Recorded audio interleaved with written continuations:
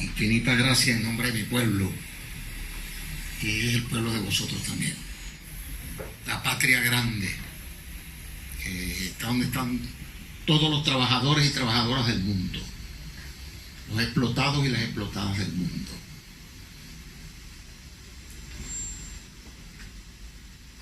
Hoy, recordando cosas, viendo los videos estos, ella a Piedad Córdoba, con ella me encontré hace muchos años, siempre presente. Y en Piedad, la mujer latinoamericana rebelde, que nunca acepta esta injusticia, la madre latinoamericana, la madre de los trabajadores, las hijas de los trabajadores, representadas con mucha dignidad y valentía por una mujer que siempre ha luchado por la paz, por la equidad, por la justicia. Y ver los muchachos de la Fuerza Armada Nacional Bolivariana desfilando y diciendo con fuerza: leales siempre, traidores nunca, me hace recordar un acto en 2015. Iba a Venezuela con motivo de las elecciones parlamentarias. Le decía a los compañeros que estaban en ese acto, creo que fue en el Ateneo de Madrid o en el Bellas Artes, no recuerdo bien, les veía muy preocupados. Les decían ese día que iba a Venezuela, entre otras cosas, porque había promovido que a Venezuela fuera el señor Rodríguez Zapatero. Vi caras de extrañeza en ese momento y las comprendí. También vi caras de preocupación y tristeza.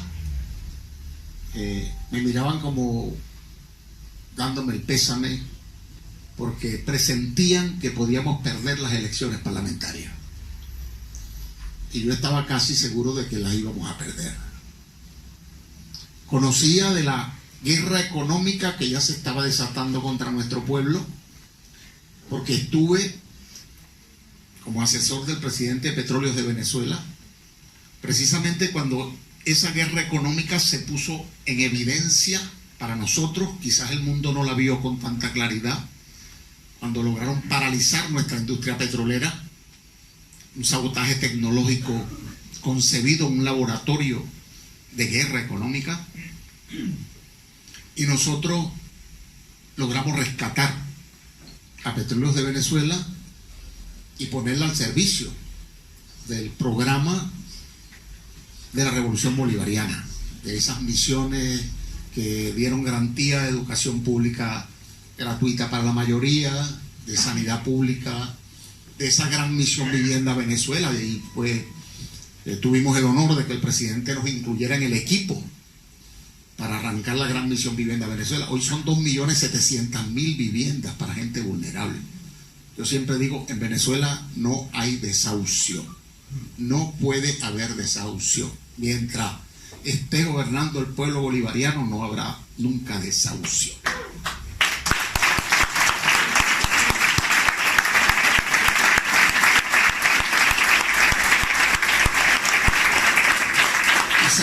Sabía cómo jugaban con el desabastecimiento, el acaparamiento, el contrabando de extracción, la manipulación cambiaria que ya estaba en ciernes, la fuga de capitales.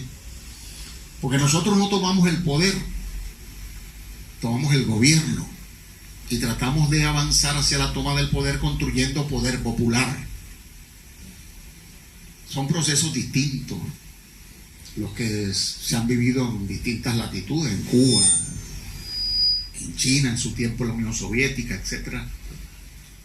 Tomamos el gobierno de un país capitalista, profundamente capitalista, además con intereses demasiado grandes para el imperialismo, por la riqueza natural, por su posición geográfica, por su capacidad de liderar históricamente procesos de liberación, valga la redundancia.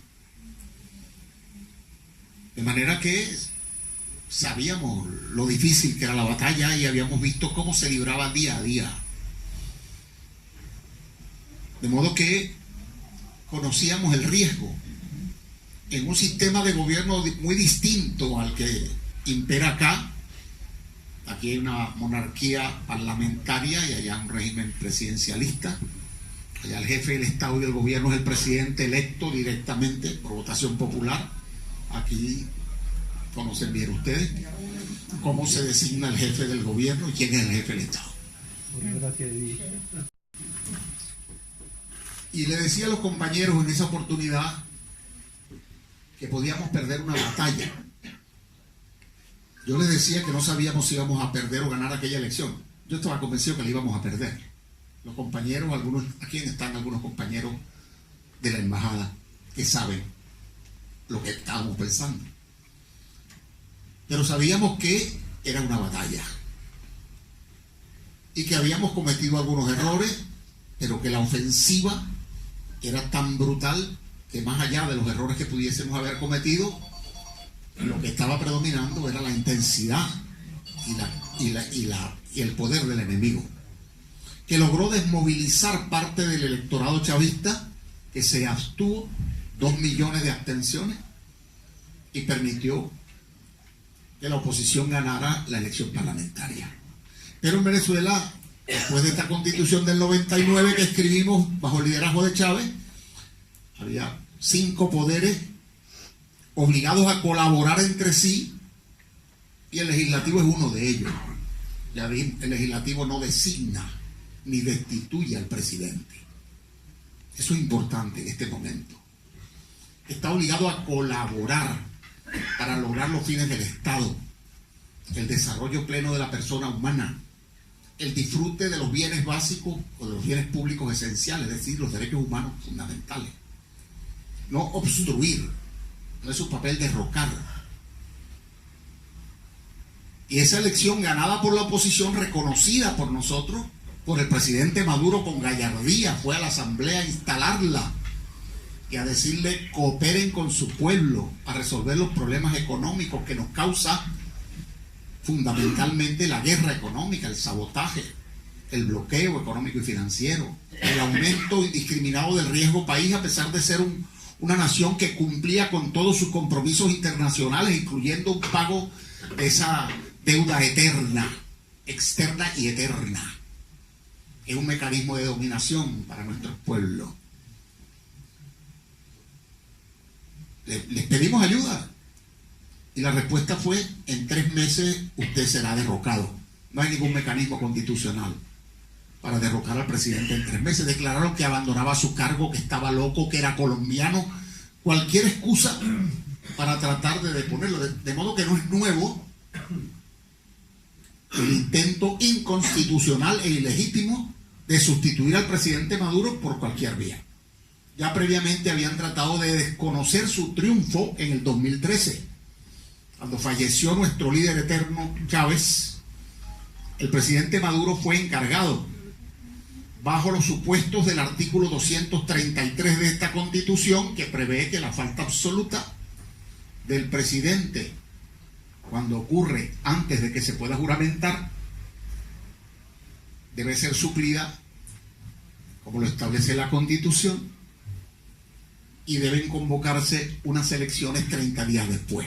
El presidente Maduro, como presidente encargado, convocó elecciones y se realizaron, y con una separación de poderes que afortunadamente se consolidó aquí.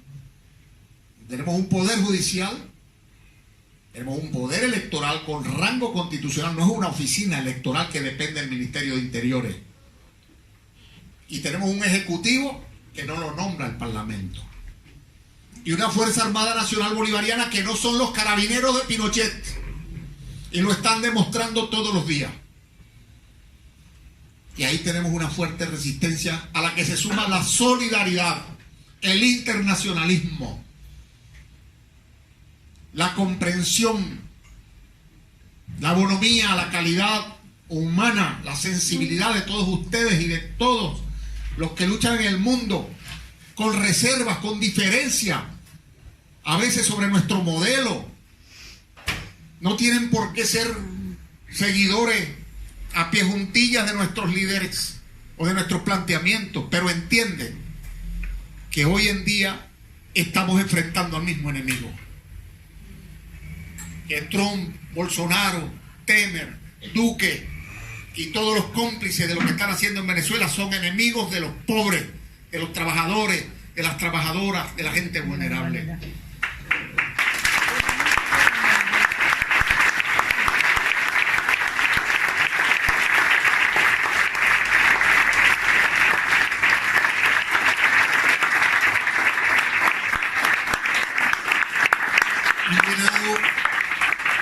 Han llenado América Latina de bases militares. Tienen 28 bases militares en América Latina, de las 800 que tienen en el mundo. Y la amenaza somos nosotros. O la amenaza es la amenaza rusa. En cualquier película siempre hay una mafia china, una mafia rusa, y casualmente alguno de ellos va para Venezuela, estuvo en Caracas. De manera que hoy estamos frente a un atropello a toda la legalidad internacional, descarado, pero además, si alguien tenía dudas, y en el 2015 recuerdo que la gente me decía, tienes que mejorar la economía. Uno me ponía la mano en el hombro, me decía, sí, pero lo económico, Mario, lo económico. Yo le decía, sí, tenemos problemas económicos. Pero buena parte de esos problemas son inducidos. Y habrá una parte que son nuestros errores. Si no, pregúntenle a Ho Chi Minh, a Mao y a Fidel, o leamos algunos de sus discursos autocríticos, cuántos errores no se cometieron construyendo modelos.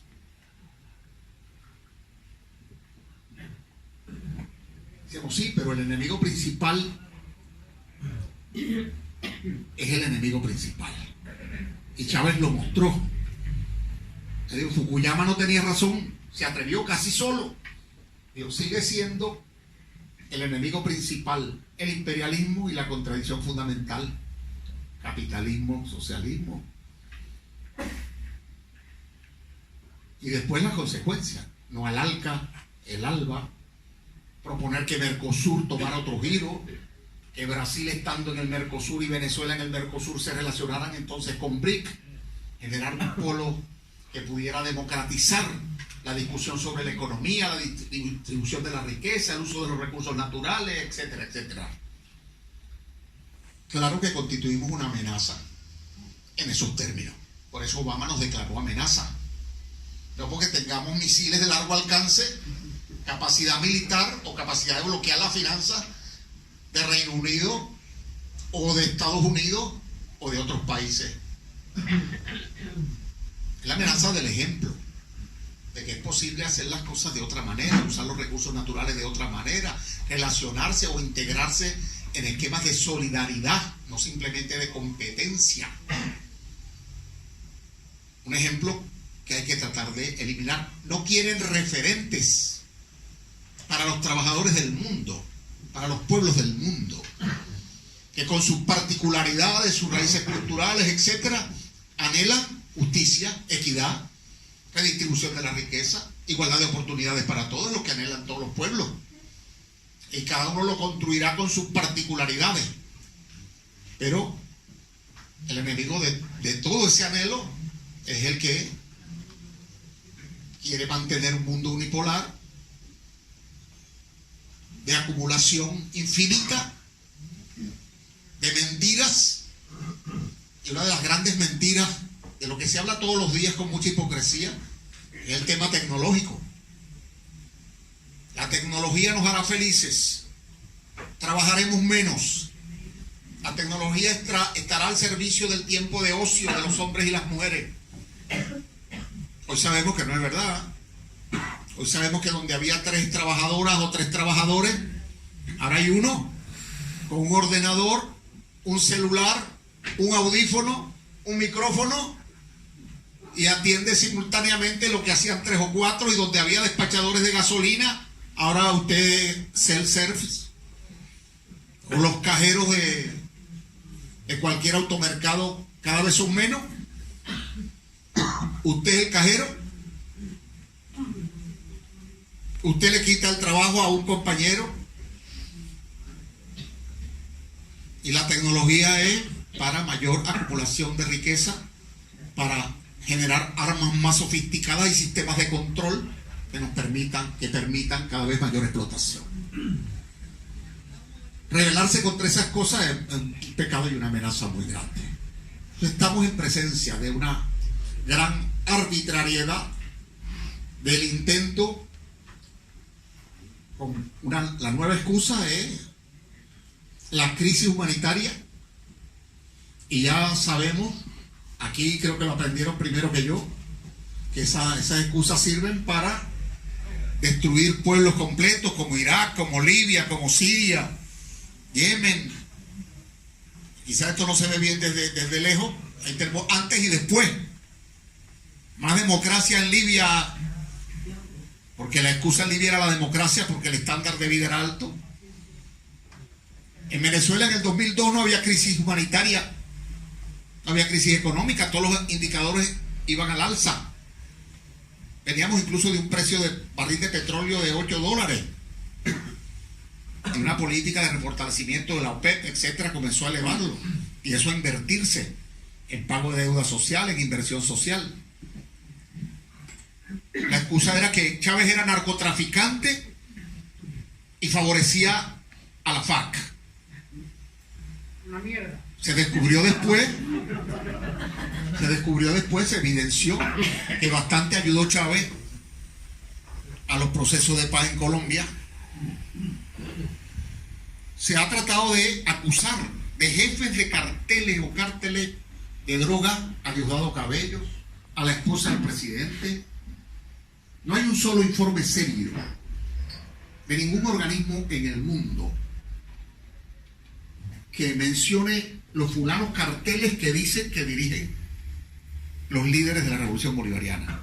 Los carteles que siempre están son Medellín, Cali, el de México, etc.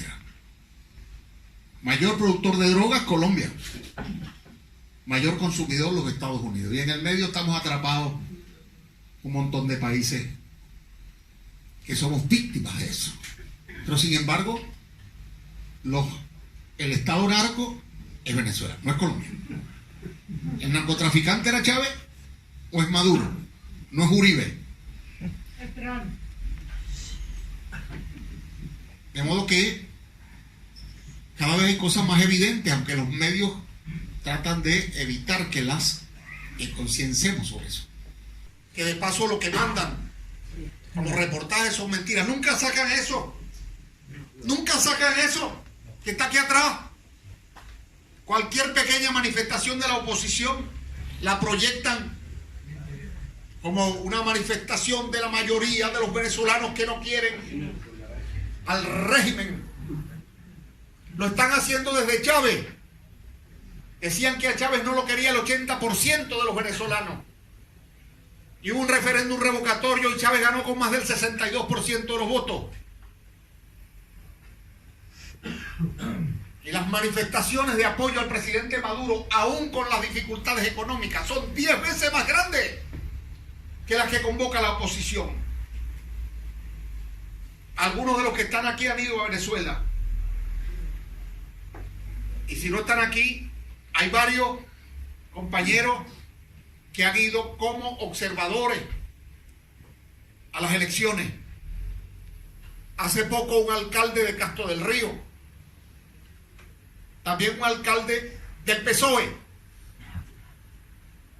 valiente, el alcalde del Bonillo, y declaró allá que Venezuela es una democracia digna de imitar. Poco faltó para que lo desollaran vivo aquí cuando regresó. Y hay mucha gente que está enviando testimonios, videos de lo que pasa cotidianamente en Venezuela, desmintiendo lo que los medios transmiten o lo que invisibilizan. Por eso nosotros tenemos la conciencia tranquila. Yo no podría hablar como estoy hablando si en Venezuela estuviese gobernando un tirano si hubiese un gobierno de narcotraficantes, pero soy un padre de familia.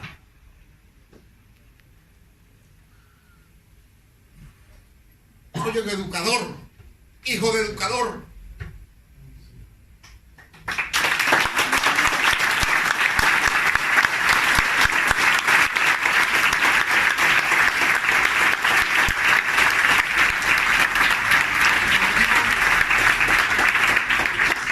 Podremos haber cometido errores y yo voy a ser autocrítico. Yo creo que uno de los dos errores fundamentales habremos cometido, y uno de ellos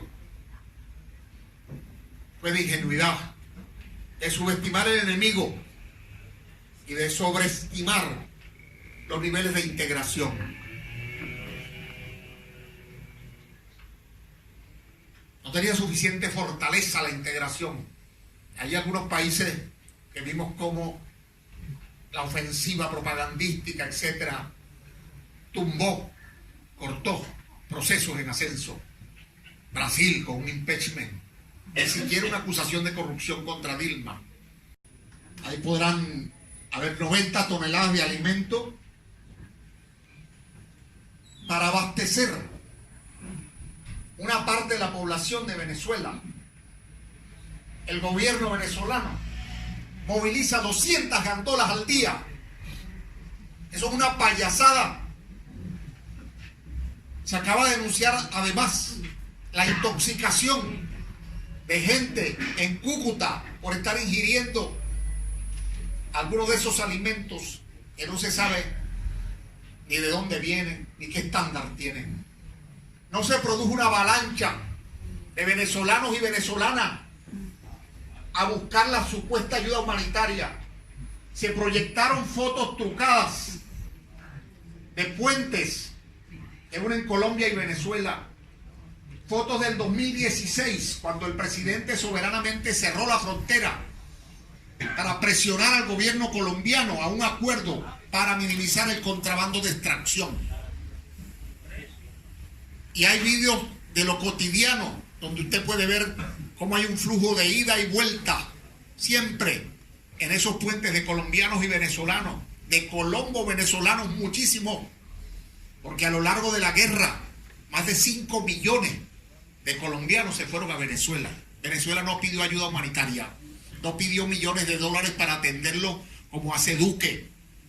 Ese gobierno colombiano que recibió más de 19.600 millones de dólares con el Plan Colombia para combatir la cocaína. Y el resultado es que 19.600 millones de dólares después hay más de un 20% adicional de áreas de cultivo de cocaína. Han batido los récords de producción de cocaína y tienen quien la compre: los Estados Unidos. ¡No pasarán! ¡No pasarán! ¡No pasarán! ¡No pasarán! ¡No pasarán!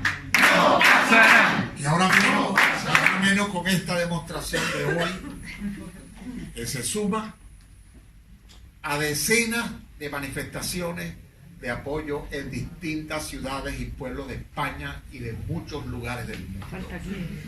Chávez vive. ¡La revolución sigue!